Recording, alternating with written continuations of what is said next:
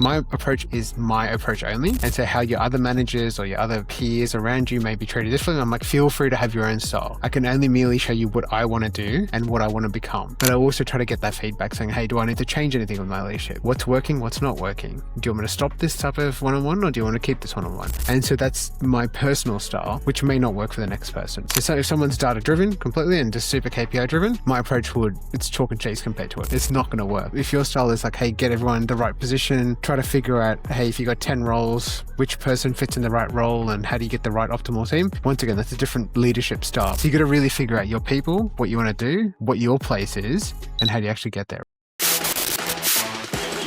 You're talking about. That's a good point. I've done it where.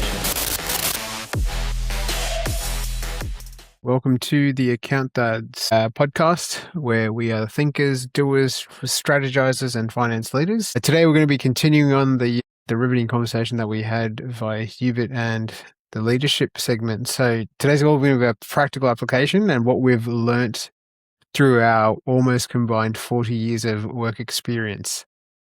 So, Hubert, you've lived it, you've breathed it, you've had to manage teams. What are your key takeaways?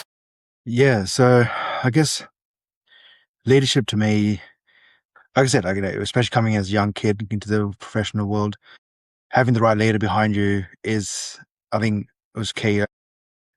I guess from my personal experience, I guess I saw it because when I joined, I was a cadet in the audit office, and I saw some of my fellow cadets who sort of went into different, and every team had different leadership style.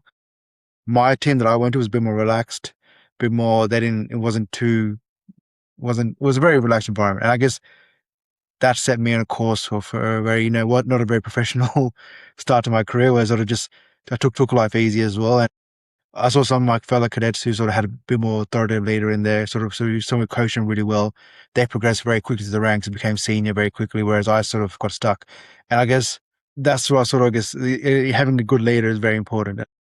So I guess my key take from this episode is going to be what's the leader you should be looking for, and also what's the leader you should become as well. And I guess that's what we're going to talk about today. And let's just dig into it. Absolutely. And look, I think it largely comes down to, if we really boil this down, as an upcoming finance leader or a regular leader or a seasoned professional, right? What you got to understand is that not everyone wants to be the next aspirational leader within your team. So you really got to understand the individual, right? And that's what it took me years to understand. Now, this isn't easy. Like, I've done an MBA on leadership. I've done several leadership courses, company directors course, and everything's about perspective, right? So in your, Hubert, you're obviously familiar with a lot of sports teams. You can't have a bunch of halfbacks in a team, right? It's physically impossible. You need everyone to do play a position. And so when you figure that out in your team, that's actually going to accelerate you a lot harder and faster than you think you'll ever do. So really spend the time understanding your people and what you need for that role for you to succeed, right? Now, once you've got that mix in place, then you can understand. So if somebody comes in and they're happy doing a job, why not? Right? Why not just leave them doing that job? And you can push them a little bit and stretch their target a bit. But if they don't want to manage people, as an example, there's no point in pushing them down a leadership course, right? Which is what we've also seen before, right? We've also seen people just push into the wrong roles, a lot of headache, and before you know it, they've just left because they're unhappy as well. So how have you taken that on when you found out, Hubert, like how and what your team structure is like, and how do you push certain people and how do you not push other people? Yeah, exactly correct. I think a well-functioning team, you need to have a mix of both people who want to be next CFO, people who just want to work hard, get their job done, do a good job and go home. And I think you need to have that mix in your team as well. I think that's important when you're recruiting your team and also managing your team. Because if you think every single person that wants to be the next CFO, I like to say you're going to have issues because not everyone wants to be a CFO. And that's fair. And there's nothing wrong with that as well. Some people just want to do a good job and go home. And like I said, you got to use that as well to your advantage.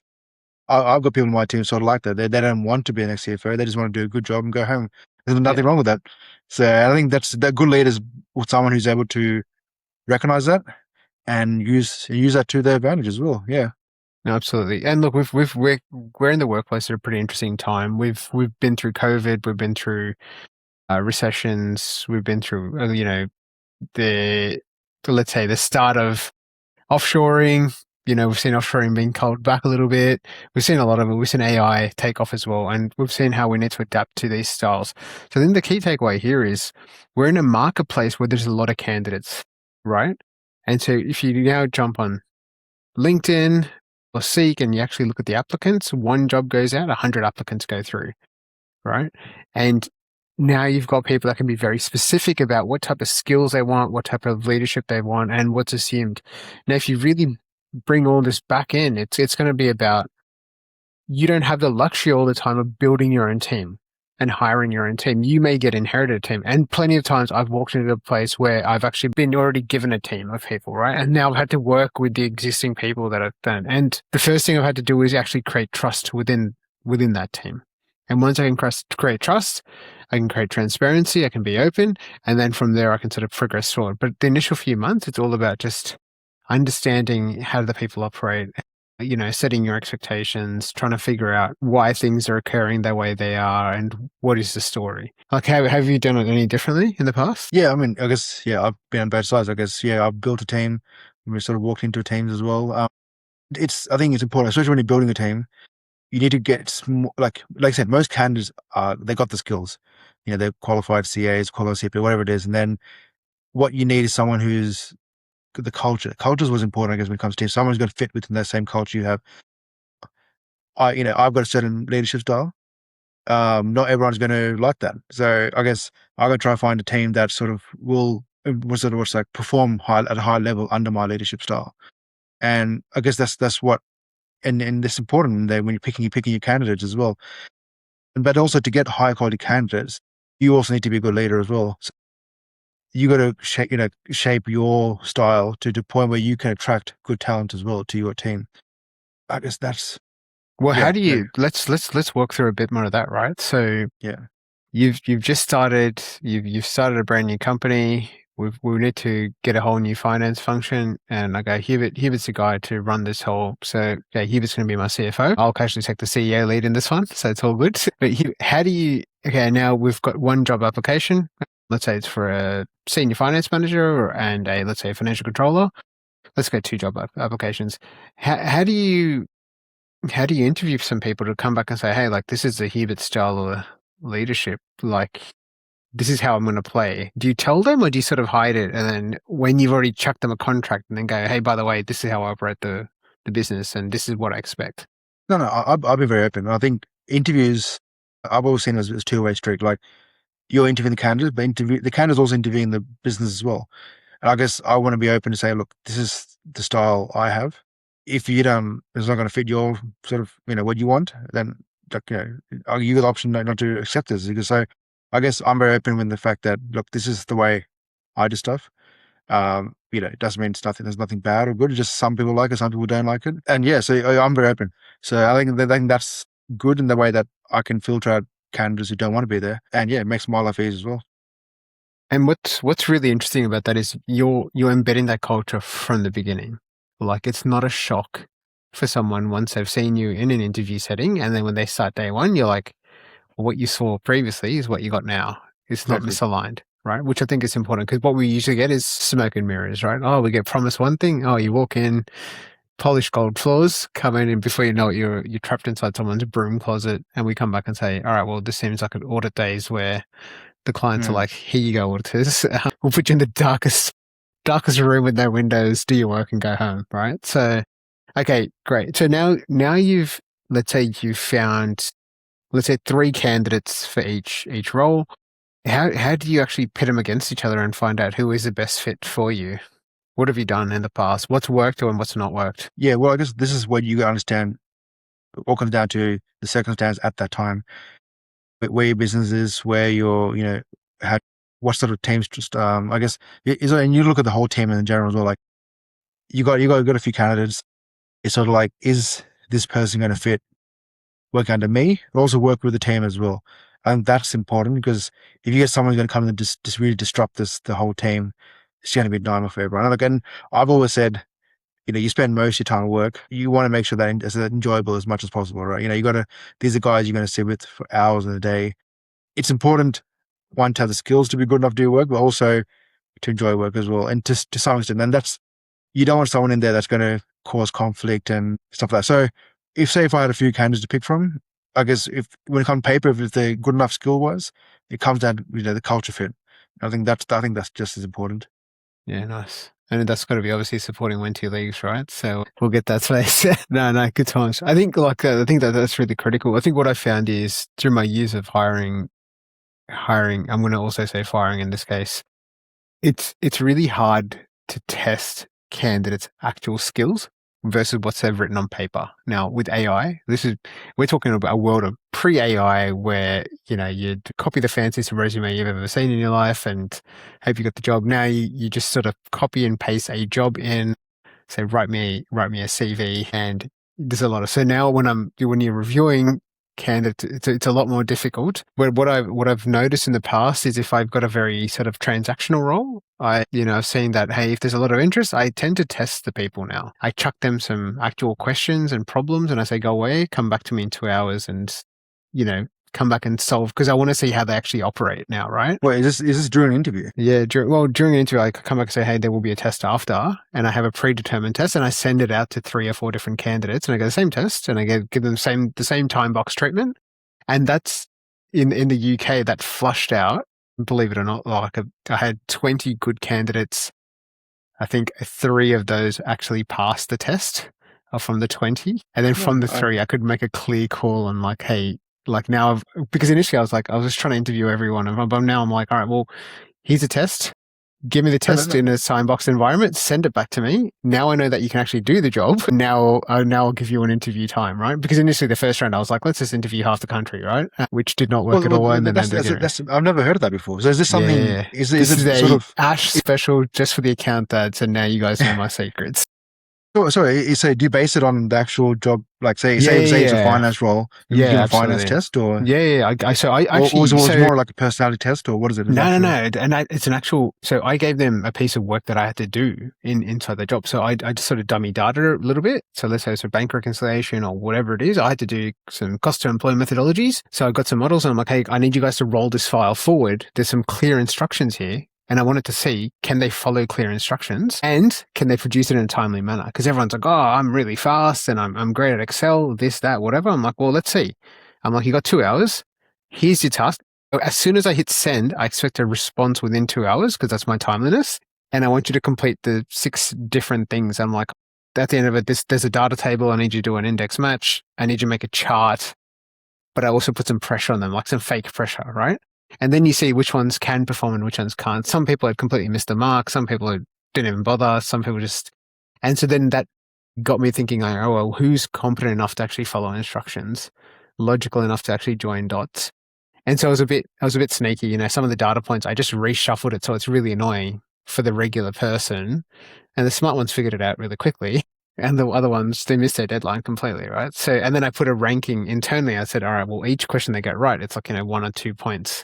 And then I said, oh, well, out of 20 points, these ones scored 18, 20, 16, whatever it is. I'm like, all right, these are the higher ranking ones as well. So yeah, it was Because a good way for me to get I that. guess some of those high performing team members are the ones that can problem solve, isn't it, as well? Like Yeah. you want someone who's just not going to just expect to spoon fed all data. Is like, look, there's a situation here, work it out, and Yeah. then this is we Correct. work you Correct. have to work it out together. But you Yeah. got to do your part, I'll do my part. Let's work it out. Yeah. So you're right. I think that's a very good insight into that one. Yeah. No, Okay. absolutely. And like when you do like recruit in the future, feel free to like leverage that stuff, right? Because you never get to test how it is in the real environment. People have come from different industries and different working styles. Some people have come from an environment where they use no Excel, and other people come from an environment where they just use Excel all day. And so what do you need for your point in time, right? So yeah, absolutely leverage some real life examples and feel free to massage some criteria, but you can test that. Well, I guess another thing, I guess off that topic as well. So say someone who's not as experienced. Hmm. Say use Excel as an example. Hmm. Would you still pick someone you can see, someone who's willing to learn, someone who's sort of, because I guess if someone's sort of stuck in their ways, it's going to be difficult. But someone's going to look, I'm ready to learn from you. Yeah. How do you find that candidate? And I think that's just as valuable. Like if you can Yeah. mold someone, train them up, I think it's just as good as, getting someone who's really, Absolutely. And so like I wouldn't bring them in sort of like my, let's say 2IC, but I'd sort of bring them down maybe a layer below, right? And say, hey, look, at least you got a couple of steps to work up towards, and I'd give them the opportunity to learn. And yeah, you need to have a combination of juniors, intermediates, seniors, et cetera, going the way up.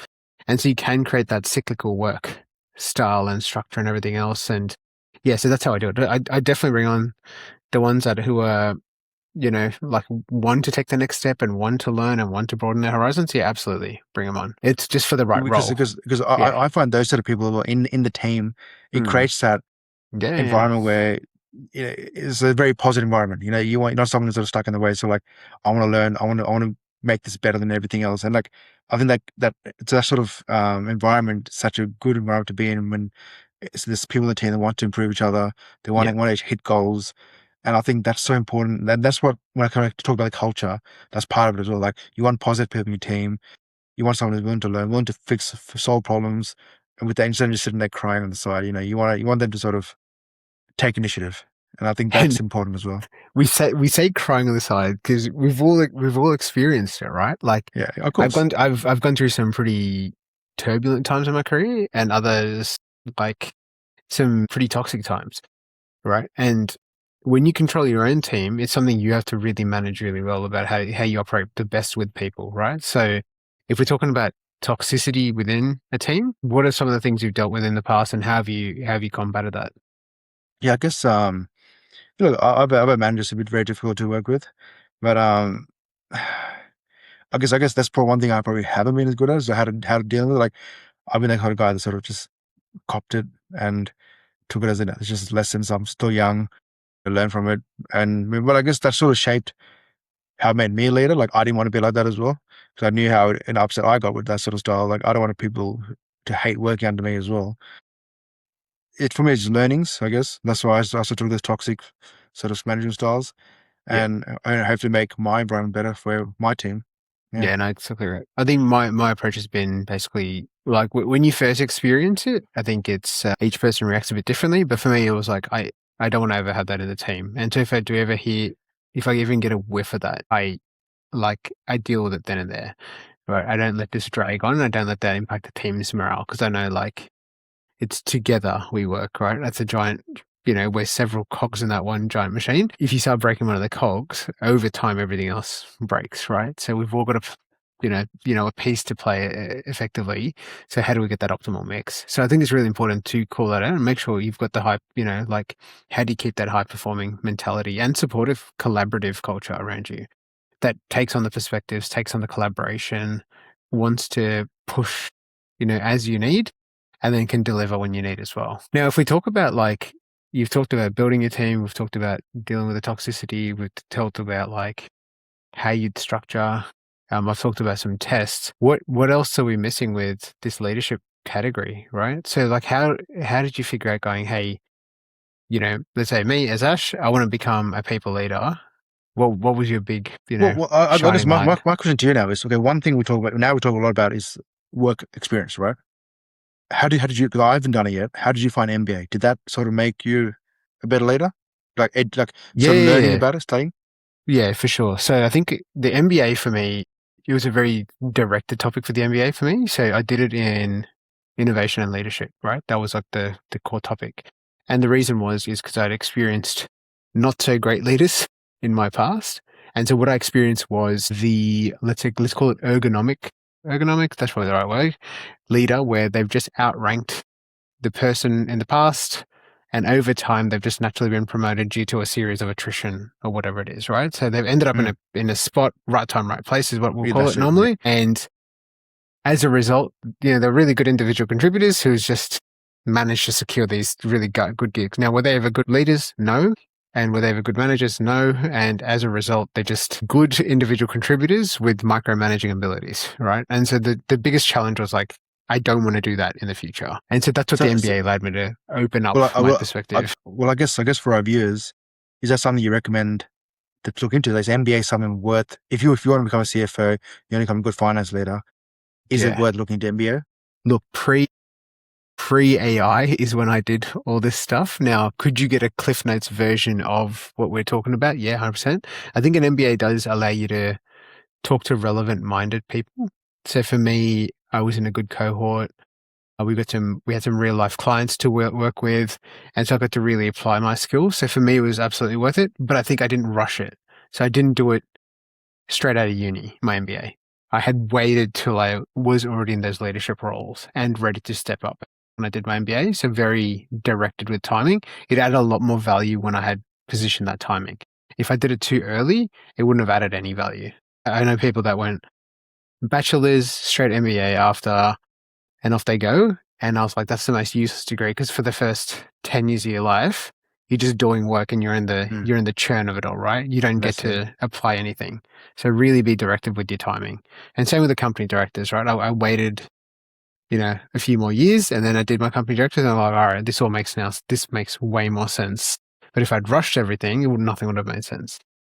Now you talk about, so the leadership style. Was sporting your biggest leadership influence, would you say? Like on how you've taken the team forward now? How did you structure your ability? No, I mean, yeah, I guess growing up, sports has always been a big part of my life, and you see a lot of great leaders in the sports world. One of my favorite players ever was Steve Waugh. I think he's one of the greatest leaders I've ever seen. And I've taken a lot of my style from him as well, in the sporting field as well as in the work world as well. What I liked about Steve Waugh was he was a guy he was really ruthless, but at the same time he took care of his team.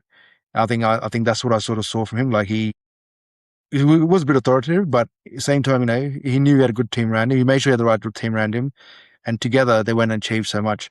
And I think that's sort of what I aspire to as well. Whereas, was he the best player in the team? Maybe not, but I think he's one of the greatest captains ever played cricket. And I think that's the key. You don't have to be the best. It's about just getting the right team around you and performing and making a high, well-performing team. I think that's Yeah, what he was good at. absolutely. Like you don't see him going, all right, well today, I'm the captain. I'm going to start opening my bowling, right? You never saw him do that stuff, right? But did he Exactly. know put the right people on at that right time? Hey, we need a bit more aggression here. Get Brett Lee. Oh, hey, we need some consistent spells here. Get Glenn McGrath, right? Like you've got the right cohort of people around you, right? Mm. Absolutely. And it's not like he comes back and says, oh, well, Gilly, now you can do some spin bowling, right? Like he Mm. never did that stuff, right? So yeah, I think it's getting the right people in that right resource. And sporting is that ability, right? Like it allows you to test early on. But I think what sporting gives you that option is everyone's got a place to play within your game, right? If it's cricket, if it's soccer, if it's, like a rugby league or rugby union, everyone's got a position to play. Not everyone can interchange, and you can't all play the one position. And so that's what sports allows you to do. Again, you need to have a winger, a center, a fullback, etc. And so you understand the dynamic of it. And so when you go to a workplace, you go, oh, hey, if you're a finance leader, hey, I do need to have someone that does the receivables, the payables, my month end closes, my cash forecasting, etc. You need to have one of everyone. You can't just have a bunch of CFOs around you, right? Which is also important. But look, if you don't come from a sporting background, and when you first work, if you work for a big four consultancy or a mid-tier consultancy, let's say an audit, how the leadership cycle works is basically you come in as a graduate or a cadet, and once again, it's a cog-based system. So you know effectively less than your manager or your intermediate in this case. Your intermediate knows less than their manager or senior, and this just continues all the way up until you get to a partner role, right? And feel free to correct me here, but it's effectively each year that you increment when a new junior slots in, because the whole workflow is based on getting a churn of new juniors in, you know more than the juniors who've just graduated. And then the following year, you'll have an extra year of experience on the juniors. And so you just follow this chain up the line, Yep. right? And so what happens is if you transition that workplace to another workplace, let's say in a more corporate environment, that doesn't work, right? That structure fails then and there. This structure only works in consulting and in full audit. And it's good to train up people because everyone sort of, less and you know more, and it's structured. But when you go into a corporate environment, everything's so loose and open to interpretation that you're needing to have those conversations. And then it depends on your leader, who they've been, who they've been mentored by and how they got into those roles, and have they had the right training and the right qualifications. And when you really find out what the story is, that can then change your direction and your shape. So I've seen people even modify their own internal beliefs and cultures just to fit an organization. Now, whether or not that's right or wrong, it's just a game of survival, right? So, yeah. Yeah, Have you seen exactly. any different on that? No, no, I agree, and I've seen that. Like when you do your audit team comes every year, you see the same person was a junior auditor, next year senior auditor, and then he's the manager. And it's like every year they keep getting promotion. It's like, what's going on here? Yeah, The yeah, same yeah. person. And you're right. Correct. I think just because there's such a high turnover in these sort of firms that if you just stay long enough, you just sort of progress through. And then, but you find, you're right. Once you're the corporate world, very different. And I Yeah. think that's where the bit of a shock happens, and you're like, okay, it doesn't just you don't get promoted every year like that in the corporate world sort of thing. So Yeah, yeah, yeah, exactly right. You have to do a series of like right things, get series of like right things to be noticed. You might get a team, you might not get a team. Sometimes you have a team and then a corporate restructure happens and that team goes. And then what happens, right? So if you're so hung up on getting a team down pat correct and that gets taken off, you just do a restructure, then how do you react as well, right? Because that's yeah, part of your identity that's gone as well. And so for me, I've associated personal branding, right? From another Ash hot topic. I've associated personal branding with my leadership structure. And I've always come to the belief of, hey, look, I'm not going to have everyone here forever.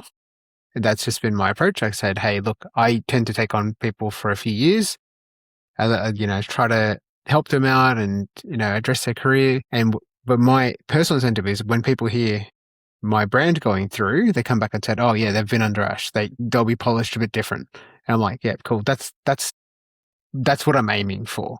Right. So it's about, oh yeah, hey, they've worked under Ash. Yeah, they're good to go, right? Like they don't muck around with those ones. They're a bit different.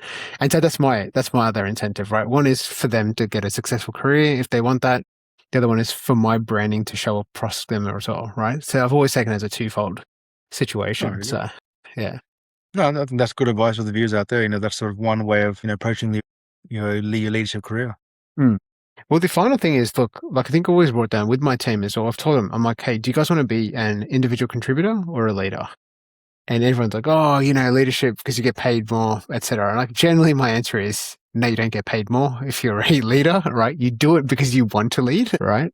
Yes, you might get the extra $5,000, but it comes with its own set of headaches, right?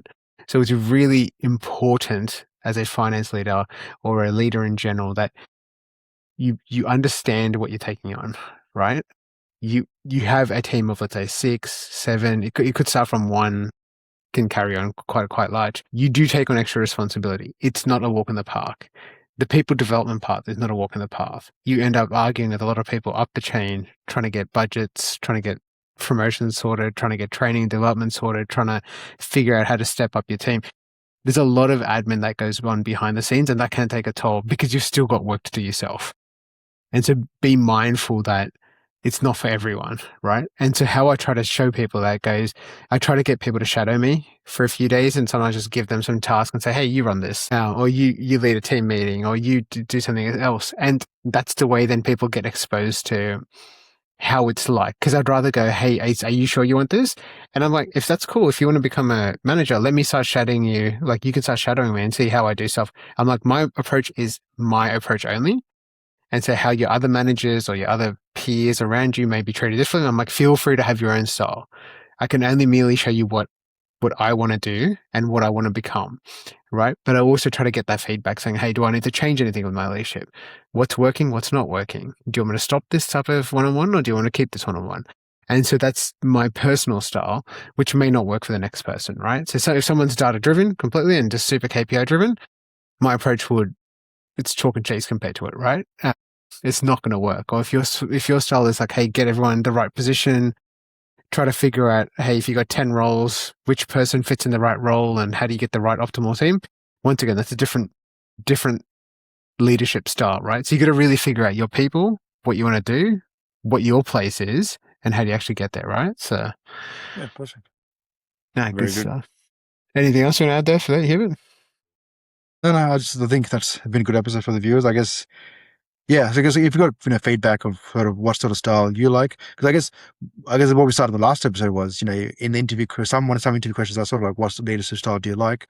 What do you want to work under? And I guess this sort of gives you the insight of the different styles, different what's worked for us, how our styles are. And like I said, every finance leader style is going to be unique. to yourself based on your experience, based on what you've learned, based on, just environment around you.